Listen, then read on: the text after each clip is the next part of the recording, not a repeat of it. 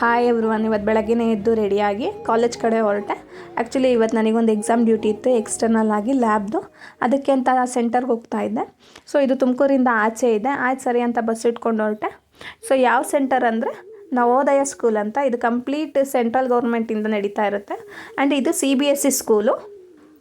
ಇಲ್ಲಿ ಓದೋ ಮಕ್ಕಳು 6th ಇಂದ 12th ಕಂಪ್ಲೀಟಾಗಿ ಫ್ರೀ ಎಜುಕೇಷನ್ ಮತ್ತು ಎಜುಕೇಷನ್ ರಿಲೇಟೆಡ್ ಫೆಸಿಲಿಟೀಸ್ ಎಲ್ಲ ಫ್ರೀ ಇರುತ್ತೆ. ಬುಕ್ಸು, ಬ್ಯಾಗ್ಸು, ಶೂಸ್, ಯೂನಿಫಾರ್ಮಿಂದ ಹಿಡಿದು ಎಲ್ಲ ಕೂಡ ಓದೋ ಮಕ್ಕಳಿಗಾದರೆ ತುಂಬ ಯುಟಿಲೈಸ್ ಆಗುತ್ತೆ.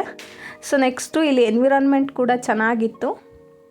ಆ್ಯಂಡ್ ಒಂದು ಕೋಇನ್ಸಿಡೆನ್ಸ್ ಏನು ಅಂದರೆ, ಇಲ್ಲಿ ಎಕ್ಸಾಮ್ ನಾನು ಕೂಡ ತೊಗೊಂಡಿದ್ದೆ 5th ಸ್ಟ್ಯಾಂಡರ್ಡ್ ಇದ್ದಾಗ. ಈ ಎಕ್ಸಾಮ್ ತೊಗೊಂಡು ಕ್ವಾಲಿಫೈ ಆಗಿರಲಿಲ್ಲ. ಇಲ್ಲಿ ಓದಬೇಕು ಅಂದ್ಕೊಂಡೆ. ನೋಡಿದ್ರೆ ಇಲ್ಲಿ ಓದೋ ಮಕ್ಕಳಿಗೆ ಇವತ್ತು ನಾನು ಎಕ್ಸಾಮ್ ಮಾಡೋಣ ಅಂತ ಬರ್ತಿದ್ದೀನಿ.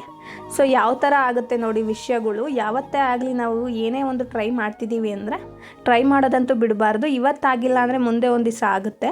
ಸೊ ನೀವು ಯಾರಾದರೂ ಈ ವಿಡಿಯೋ ನೋಡ್ತಿರೋರು, ನಿಮಗೆ ಗೊತ್ತಿರೋರು ಯಾರಾದರೂ 5th ಓದ್ತಿದ್ರೆ ಈ ಎಕ್ಸಾಮ್ ತೊಗೊಂಡು ನೆಕ್ಸ್ಟ್ 6th ಫ್ರೀ ಎಜುಕೇಷನ್ ತೊಗೋಬೋದು. ಅದೆಲ್ಲ ಆದಮೇಲೆ ನಾನು ಎಕ್ಸಾಮಿಗೆ ರಿಪೋರ್ಟ್ ಆಗಿ ಅಲ್ಲೇ ಕೂಡ, ಇದು ರೆಸಿಡೆನ್ಷಿಯಲ್ ಸ್ಕೂಲ್ ಆಗಿರೋದ್ರಿಂದ ಅಲ್ಲೇ ಕೂಡ ಟಿಫನ್ ಮುಗಿಸ್ಕೊಂಡು, ಸೊ ಮಕ್ಕಳು ಕೂಡ ಟಿಫನ್ ಮಾಡ್ತಿದ್ರು. ಅದೆಲ್ಲ ಆದಮೇಲೆ ಎಕ್ಸಾಮ್ಸ್ ಮುಗಿಸಿ ಊಟ ಮಾಡಿಕೊಂಡು, ಸೊ ಎಕ್ಸಾಮ್ಸ್ ಡ್ಯೂಟಿ ಮುಗಿಸಿ ರಿಲೀವಿಂಗ್ ಆರ್ಡರ್ ತೊಗೊಂಡು ಮನೆ ಕಡೆ ಹೊರಟೆ. ಸೊ ಇದೇನು ಕ್ಲಿಪ್ಪಿಂಗ್ಸ್ ತೊಗೊಂಡಿದ್ದೀನಲ್ವಾ, ಇದು ಯಾವುದೂ ಕೂಡ ನಾನು ಇನ್ ಬಿಟ್ವೀನ್ ದಿ ಎಕ್ಸಾಮ್ಸ್ ತೊಗೊಂಡಿಲ್ಲ. ಎಕ್ಸಾಮ್ಸಲ್ಲಿ ಮೊಬೈಲ್ಸ್ ಯೂಸ್ ಮಾಡೋಂಗಿಲ್ಲ ಅಂತ ಗೊತ್ತಲ್ವಾ. ಸೊ ನೆಕ್ಸ್ಟು ನೋಡಿ, ನಾನು ಈ ಪೊಸಿಷನಿಗೆ ಬರಬೇಕು ಅಂದರೆ ಇದಕ್ಕೆಲ್ಲ ರೀಸನ್ನು ನಮ್ಮಮ್ಮನೇ.